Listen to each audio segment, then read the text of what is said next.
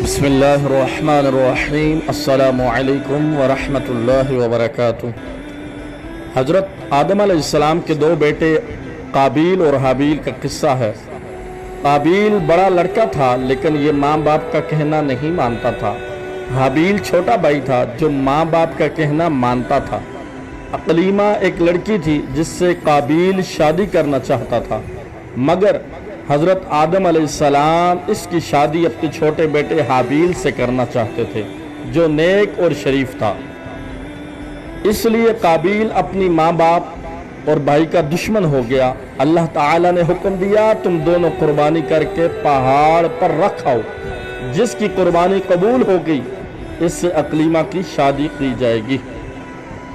अल्लाह ताला को अपने नेक बंदे पसंद होते हैं और वो इनकी मदद भी करता है।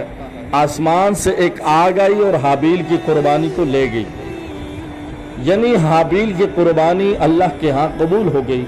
अब इसके भाई काबिल को बहुत गुस्सा आया। इसने हाबिल से कहा, मैं तुझको कत्ल कर दूंगा। हाबिल ने कहा, अल्लाह नेक बंदों की कुर्बानी कबूल करता है। अगर तुम मुझसे लड़ोगे तो मैं तुम पर हाथ नहीं उठाऊंगा। आखिर एक दिन काबिल ने हाबिल को कत्ल कर दिया। दुनिया में यह पहला कत्ल था जो काबिल ने अपने भाई हाबिल का किया। कत्ल करने के बाद काबिल को फिक्र हुई कि हाबिल की लाश का क्या करे, किस तरह छुपाए। उसने देखा कि एक कौवा चूंच में जमीन खोदकर एक दूसरे मरे हुए कौवे को दफन कर रहा है।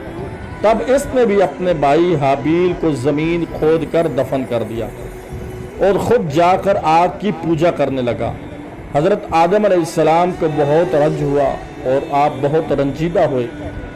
काबिल और हाबिल दोनों भाइयों के झगड़े से हमको सबक लेना चाहिए। हमारा हकीकी भाई या मुसलमान भाई हम पर ज़्यादती करे तो बेहतर ये है कि हम सब्र करें और अपने भाई पर हाथ ना उठाएं। काबिल ने अपने भाई को कत्ल किया।